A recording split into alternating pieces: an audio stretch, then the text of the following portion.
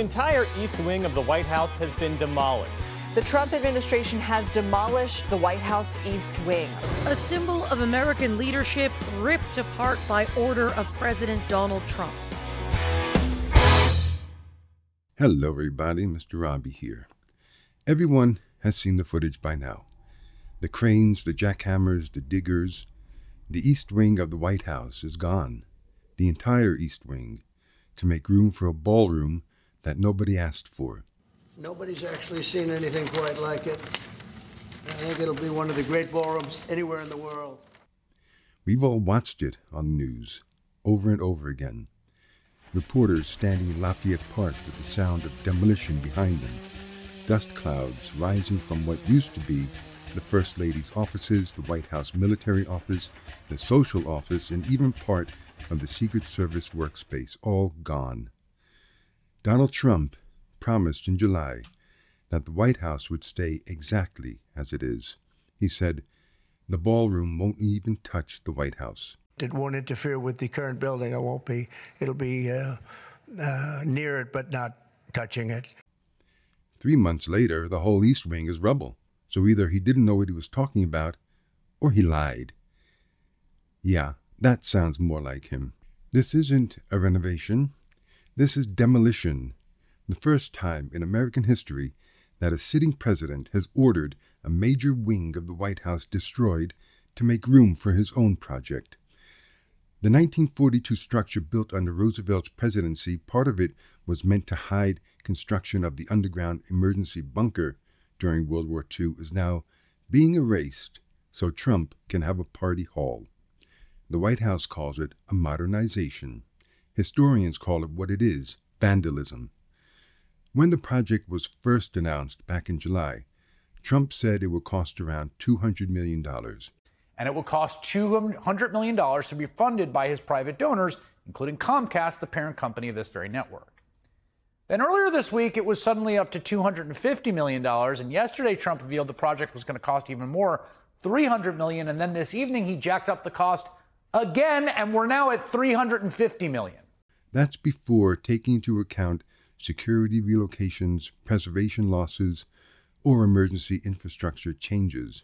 So whatever they claim today, the final number will certainly be higher. The ballroom is roughly 90,000 square feet, nearly twice the size of the White House. If that sounds absurd, it's because it is. It's not about space, it's about ego. Trump keeps repeating that the project is privately funded. And technically, that's true. But let's look at who those private donors actually are. Comcast, Alphabet, which is Google's parent company, reportedly contributed around $22 million through a settlement arrangement. Carrier Global donating the heating, ventilation, and air conditioning system. Amazon, Apple, Microsoft, Lockheed Martin, all connected through donor dinners or pledges. And then you have these individuals, billionaires like Harold Hamm, Steven Schwartzman, and the Winklevoss twins. Very interesting. Very interesting, but stupid. When Trump says friends, these are the people he means. Not the public, not taxpayers. And the White House refuses to release the full donor list. No transparency, no ethics review, no independent accounting. I think we've been more transparent than anybody's ever been. When massive corporations and billionaires fund construction at the seat of government, that's not generosity, that's investment, and investments always expect a return. What about oversight? Forget it. Under normal law, any major federal construction project in Washington, D.C. has to be reviewed by the NCPC, the National Capital Planning Commission. That's how the system prevents presidents from altering national landmarks on a whim. But Trump's team relabeled the demolition as site preparation, not construction, which let them start bulldozing without any review, a bureaucratic sleight of hand, a loophole, and by the time that the commission could even meet, the wing was already half gone. The National Trust for Historic Preservation called the move a threat to the integrity of the White House complex. They said the project would overwhelm the historic structure. They weren't even consulted until after demolition had begun. Even members of Congress are demanding records, budget details, donor lists, any legal justification. So far, nothing. And all of this is happening while the government itself is partially shut down, federal workers furloughed, agencies starved for funds. Yet somehow, there's no shortage of manpower or machinery when it comes to tearing down the people's house. The move during a government shutdown is drawing ire from some of the president's critics, including some Republicans. We're talking about building a ballroom when we're trying to get the economy squared away. Timing's bad. The American people told Donald Trump to cut the cost of living. Instead, he's cutting off part of the White House for his new billionaire's ballroom. And then in 2009, outside, President Obama added a basketball court. Ah, yes, the Obama basketball court. They're talking about how President Obama had the White House tennis court adapted, not changed or removed, so it could be used for full-court basketball games as well. The court was used to host championship teams, distinguished visitors, wounded warriors. The whole thing drove the right insane. They said the president was ignoring real problems to focus on hoops. Even a real estate guy at the time had thoughts about it.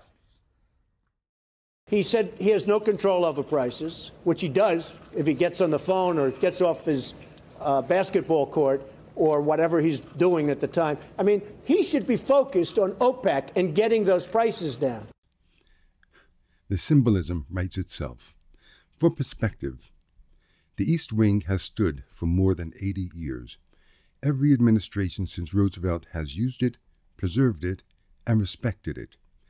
Truman reinforced it. Eisenhower modernized it. Obama refurbished parts of it. Trump is erasing it. He's doing what dictators and oligarchs do, reshaping symbols of the state into monuments of self. And what makes it even more insulting is the fact that the White House already has a ballroom. It's called the East Room. It's hosted state dinners, concerts, weddings, funerals, medal ceremonies for over 2 centuries. Lincoln lay in state there. Kennedy celebrated there. Obama awarded the Medal of Freedom there. That room is history, and it still works fine. But that's not enough for someone obsessed with branding. The White House belongs to the people. The East Room belongs to the presidency. The new ballroom will belong to him. This is bigger than architecture. It's about ownership. Who the White House belongs to, and what it means when a president acts like it's his private property. He doesn't own it. He lives there rent-free, temporarily, as a caretaker of democracy, and instead of caring for it, he's gutting it, replacing part of our history and collective memory with something gold-plated and disposable. People sometimes ask, well, why does it matter? It's just a building. But that's just like saying the Constitution is just paper. It's not about the material. It's about the meaning. The East Wing has been part of the story of every modern presidency. It's where Roosevelt hid a bunker to protect democracy. Now it's where democracy itself is under and behind construction tape. So yes, everyone's heard the news, but hearing it isn't the same as feeling what it means. This isn't infrastructure. It's the orange turd's insecurity. It's what happens when a man who's never respected public service gets control of public property. He's building a ballroom because he can, and he's tearing down history because no one stopped him. Remember, the White House doesn't belong to him. It belongs to us, the people who pay for it, protect it, and believe in what it stands for. And when that belief is under assault, when the people's house becomes a private venue for power, the least we can do is refuse to be silent. So, now you know what's happening. It's not a rumor, it's not exaggeration. The entire East Wing of the White House, the people's house, has been torn down to make space for one man's vanity. We can't just treat that as another story in the news cycle, because this isn't just about a building. It's about whether we still believe the White House belongs to the American people, or whether we've accepted that it can be rented out to billionaires and donors. Now, if that makes you angry, good. If it makes you uneasy, that's even better, because democracy depends on that feeling, that instinct that says this is not right. So please, talk about it, share it, call your representatives, email your representatives, ask why a private ballroom is being built on public ground with no oversight. Ask why the donors are secret. Ask how we got here and what it says about who we are now. This is how history tests us, quietly, in moments like this, when it would be easier to shrug and move on. But silence is permission, and I'm not giving mine.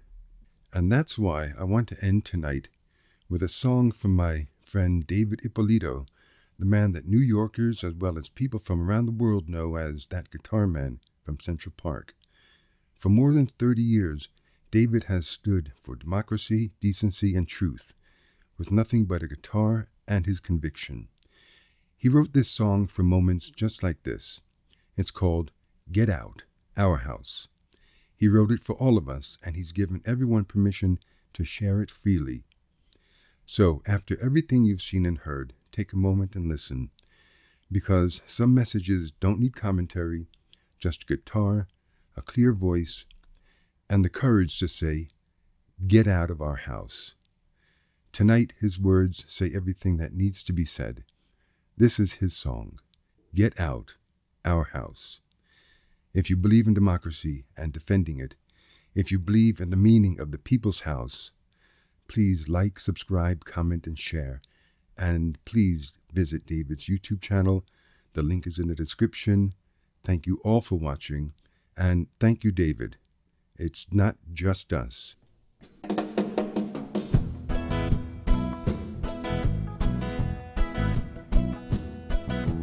long time ago, people got together and built a house. Through fair and stormy weather, there stands this house. Something very special about the place, I guess. A lot of people want to make it their address, but the people must say yes, 'cause it's their house.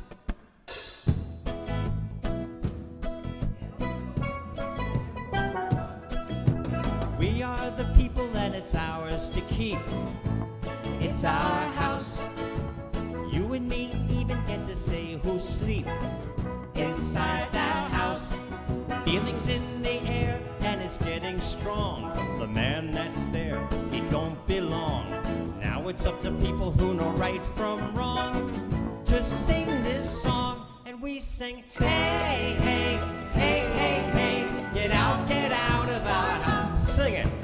Hey, hey, hey, hey, hey, get out of our house. That's the idea. Even though we spend so little time inside our house, most of us think it's a crime. He's in our house. His friends and his whole family can tell a lie so comfortably. So now it's up to you and me to help them see we're onto them. Hey, hey, hey, hey, hey, get out of our house. Sing it, you guys.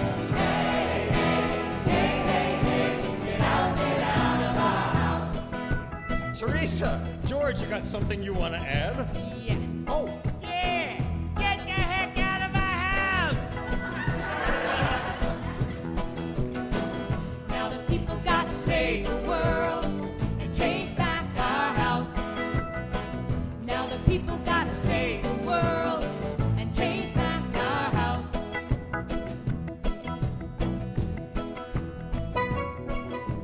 So few said this man could be inside our house.